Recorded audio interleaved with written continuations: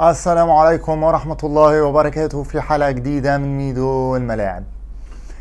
كل إنسان على هذه الأرض بيدور على النجاح. كلنا عايزين ننجح، بس ساعات كتير بنتوه في السكة أو ما بنعرفش طريق النجاح.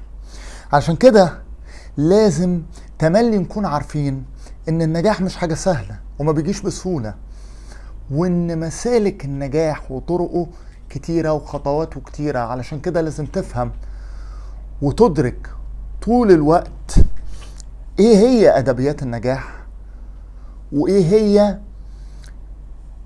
سلوكيات كل خطوة من خطوات النجاح وتتصرف على اساسها.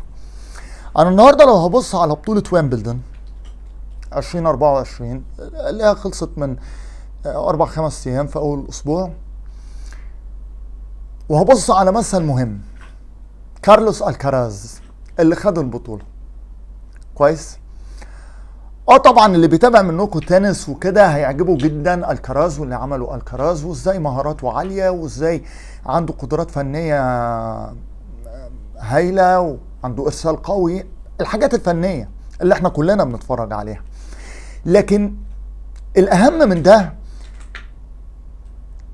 ندخل اكتر ونشوف الراجل ده نجح ازاي عرف يوصل، ازاي عرف يبقى احسن لعيب تنس في العالم وهو عنده 21 سنة. كويس. هنا لازم ابص واشوف واركز واشوف الكوتشنج تيم بتاعه، الفريق التدريبي بتاع الكراز. 4 اشخاص اساسيين في الفريق التدريبي بتاع الكراز: المدرب فيريرو، المعد الذهني جونيور ميرينو، والمدير المعد البدني البرتو ليدو. وقبل كل دول محلل الاداء بتاع الكراز كارلوس سيزر. طيب ال4 اشخاص دول اساسيين وهشوف معاكم ازاي خلال الحلقه. انا لو بصيت على محلل الاداء بتاع الكراز طبعا بيشتغل بشكل مباشر مع كارلوس فيريرو المدير الفني او مدرب الكراز. من خلال ايه؟ من خلال انه هو بيركز مع فيريرو قبل كل ماتش. هو بيقعد يذاكر اللعيب اللي هيلاعب الكراز ويقول له هتلعبه ازاي، هتركز معاه في التدريبات الفنية على ايه، هتقلب ايه، هتنزل بايه. بعد ما بيخلص مع فيريرو وبيديله تفاصيل اللعيب المنافس، بيبتدي بقى في حالات يعني بيبدأ يتكلم مع المعد البدني او المعد الذهني حسب الماتش محتاج ايه، والمنافس ده محتاج تلعبه ازاي وتواجهه ازاي. انا خدت 3 ماتشات، وبالمناسبة دول 3 ماتشات الابرز في فوز الكراز بالبطولة وانا بجهز الحلقة. يعني اول ماتش الكراز، اول ماتش يعني كمثل هتكلم وهوضح من خلاله اللي انا بقوله دور محلل الاداء. ماتش الكراز في الدور الثاني قصاد فوكيتش اللاعب الاسترالي. الكراز كان كسب 3-0 في الماتش ده. بس عايزكم تركزوا معايا في دور محلل الاداء. عمل ايه بقى؟ اولا ادى تقدير للماتش، تقدير اولي انه الماتش ده مش لازم يعدي 55 دقيقة.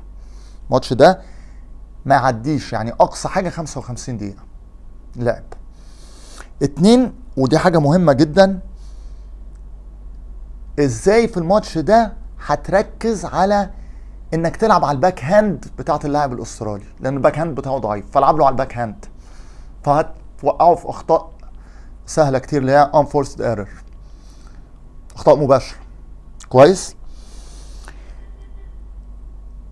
الحاجة الاهم زهقه عشان تخلص الماتش بسرعة، والماتش يخلص فعلا في ال 55 دقيقة دي. لازم تزهق اللعيب ده فتبدأ تلعب كويس.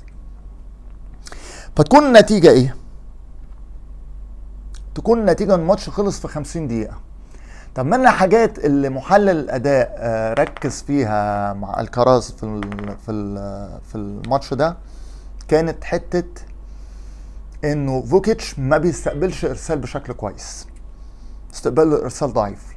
عشان كده الكراز في الماتش ده عمل 11 ايس. كويس. على عكس طبعا يعني من نقط القوة عند الكراز فكره استقبال الارسال، لانه الكراز بيستقبل ارسال بشكل كويس. بعد الماتش بقى هنا نشوف نقطه تانية ونشوف جانب اخر لمحلل الاداء. واشتغل مع مين بعد ماتش فوكيتش؟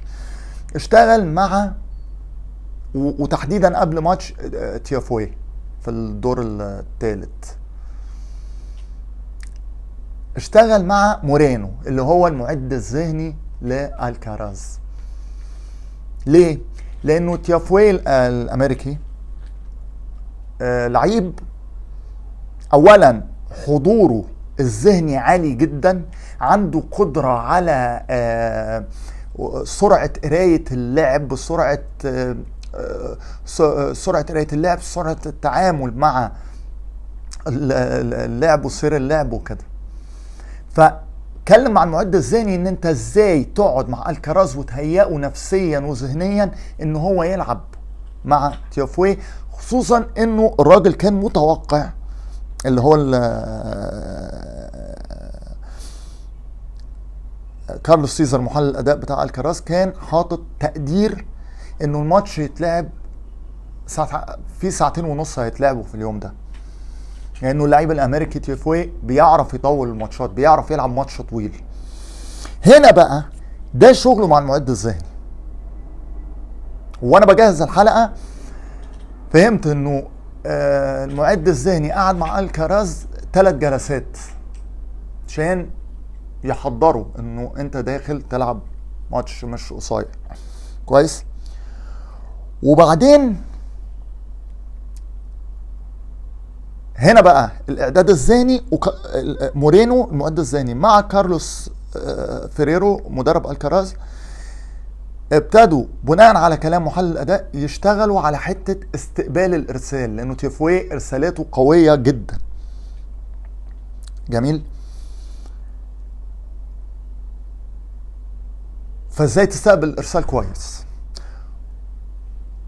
جانب فني من فيريرو، جانب بدني من البرتو ليدو، وجانب زي ما قلت مهم جدا من مورينو ومعد الذهني علشان يهيئ الكراز نفسيا انه هيلعب ماتش طويل. الماتش قعد ساعتين و55 دقيقة كويس.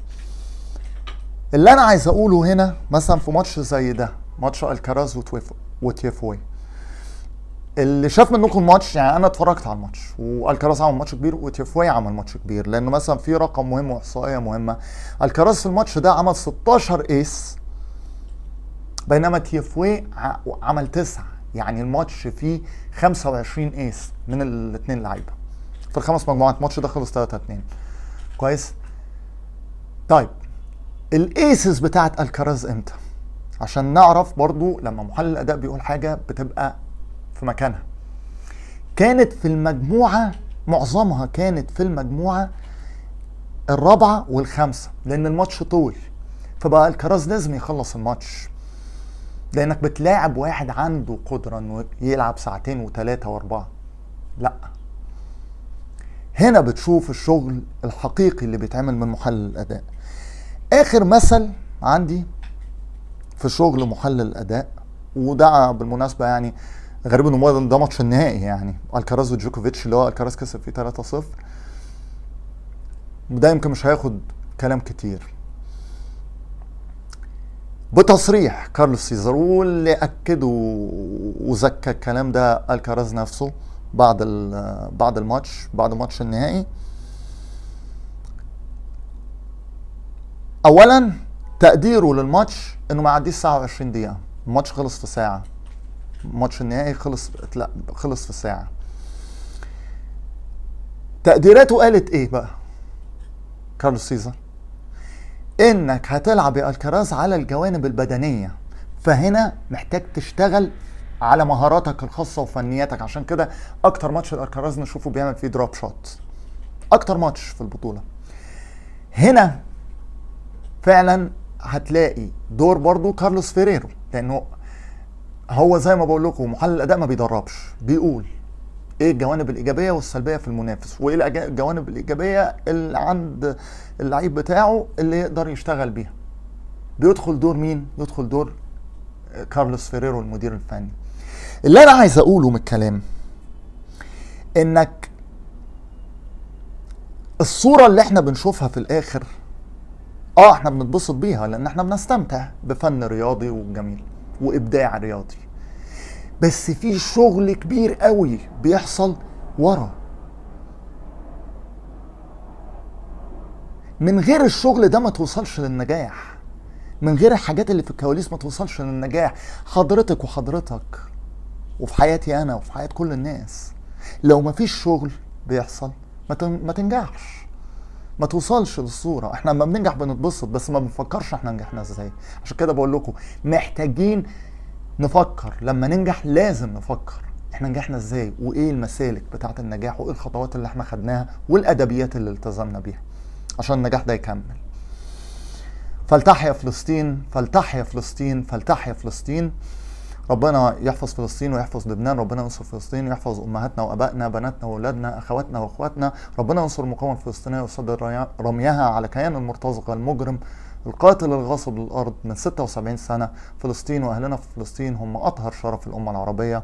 كده اكون وصلت معاكم لاخر حلقه، اتمنى تكون الحلقه عجبتكم، اتمنى يكون موضوعنا لاعجابكم. اترككم في رعايه الله وامنه وحفظه وسلامته، على ان القاكم في حلقه جديده من ميدو والملاعب. عاش العرب كل العرب، عاشت فلسطين حرة عربية أبية بكل العرب ولكل العرب.